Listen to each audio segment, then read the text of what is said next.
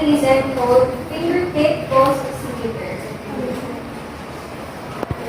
Now let's talk about its history. The first pulse oximetry or oximeter was developed in 1972 by Japanese bioengineers Takuo Ayuyagi and Mikio Kishi at Japanese medical electronic equipment manufacturer Nihon Kohden, using the ratio of red to infrared light absorption of pulsating components at the measuring site. Surgeon Susumu Nakijima, Jimaini, and his associates first tested the device in patients, reporting it in 1975. In 1977, Minolta commercialized the first finger pulse oximeter or Oximet 1471.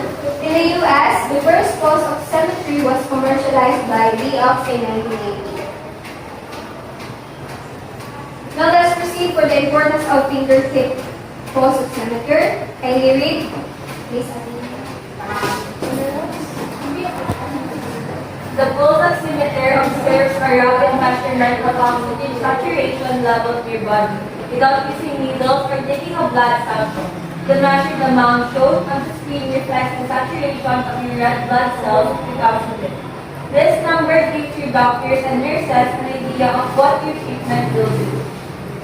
Okay, so it was mentioned that this pulse oximeter, it is a measurement of your saturation level or oxygen saturation level.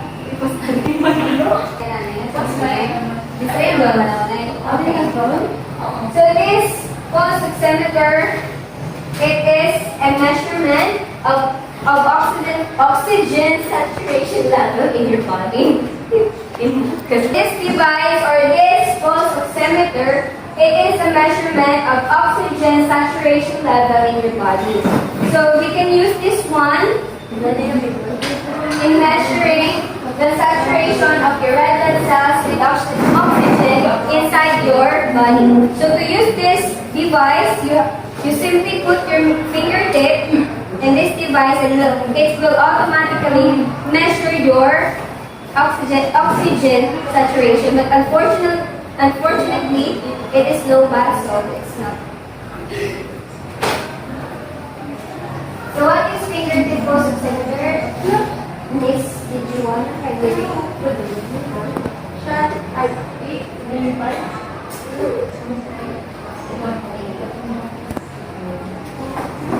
A pulse oximeter is a device usually placed on a fingertip. It is used light beams to estimate the oxygen saturation of the blood and the pulse rate. Oxygen saturation gives information about the amount of oxygen carried in the blood. So just what like I've said earlier, once you put your fingertip inside this device, the oxygen saturation level of your body, it will appear here in the screen. But since it's low back, so I can show you what's the measurement, exact measurement of your saturation level. So let's move on for the parts of the fingertip pulse oximeter. We have rubber fusions, display screen, battery cover, nameplate, lanyard, hole. For the main parts, this device have two main parts only. The first one is display screen, this one, and the battery cover, this one. So for the display screen, it has a one subpart called the rubber cushion. But first, let us discuss what is display screen. Display screen, it is used for accurate readings of oxygen saturation levels and pulse rate. It has a color of black with a shape of rectangular, made up of plastic. As you can see, it is made up of plastic with a size of 5 centimeters. For its subpart, the rubber cushion, it is located here inside. It helps to create a secure fit around. Now let's talk about its history. The first pulse oximetry or oximeter was developed in 1972 by Japanese bioengineers Takuo Miyagi and Mikio Kishi, a Japanese medical electronic equipment manufacturer Nihon Koden, using the ratio of red to infrared light absorption of pulsating components at the measuring site. Surgeon Susumu Nakijima, and his associates first tested the device in patients, reporting it in 1975. In 1977, Minolta commercialized the first finger pulse oximeter or Oximet 1471. In the US, the first pulse oximetry was commercialized by Leox in 1980. Now let's proceed for the importance of fingertip pulse oximeter. Can you read? Please. The pulse oximeter observes a rapid measurement of oxygen saturation level to your body without using needles or taking a blood sample. The measured amount shown on the screen reflects the saturation of your red blood cells with oxygen. This number gives your doctors and nurses an idea of what your treatment will do. Okay, so it was mentioned that this pulse oximeter, it is a measurement of your saturation level or oxygen saturation level. It was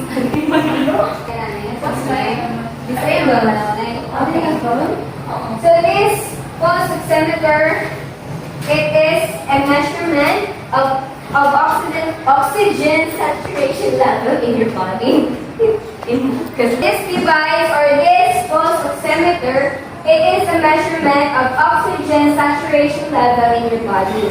So we can use this one in measuring the saturation of your red blood cells with oxygen inside your body. So to use this device, you simply put your fingertip in this device and it will automatically measure your oxygen saturation. But unfortunately, it is low back, so it's not. So what is fingertip pulse oximeter? Miss, did you want to try with it? Shot, I eat, verify.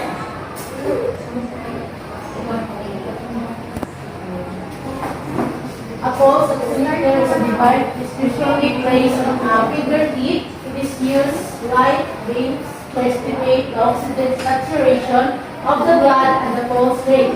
Oxygen saturation gives information about the amount of oxygen carried in the blood.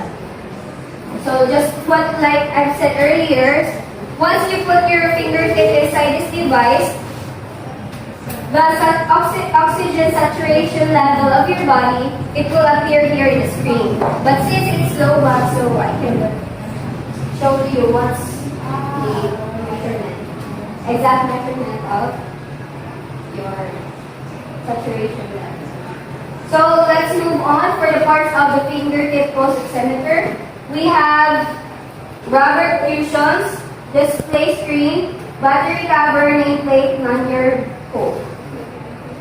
For the main parts, this device have two main parts only. The first one is display screen, this one, and the battery cover, this one.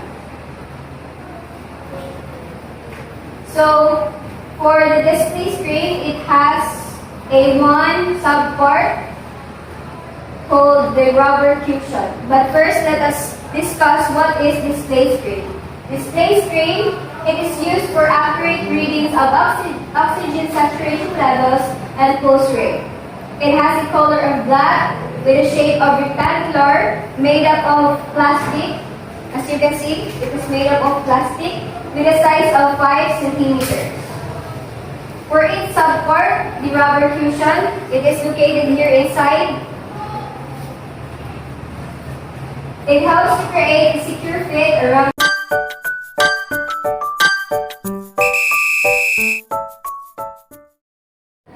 Okay, for number 12, it refers to the designated entry point on the device where the charging cable is connected.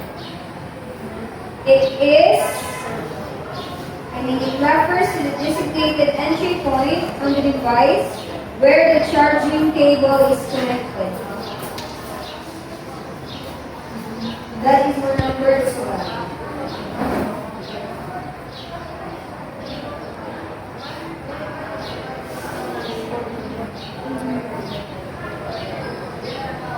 Number 13. It refers to a cord or strap that is attached to the oximeter. It refers to the cord or strap that is attached to the oximeter. Verse 14 and 15. Who are the bioengineers who develop the oximeter? Bioengineers who develop the oximeter.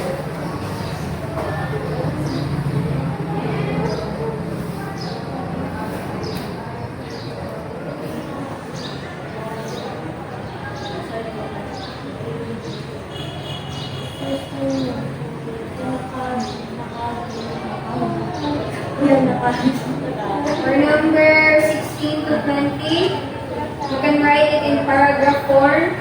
What are the advantages and disadvantages of fingertip pulse oximeter?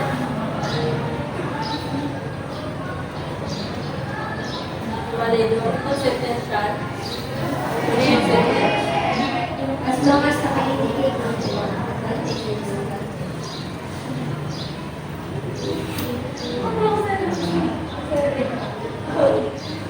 Write it in paragraph form.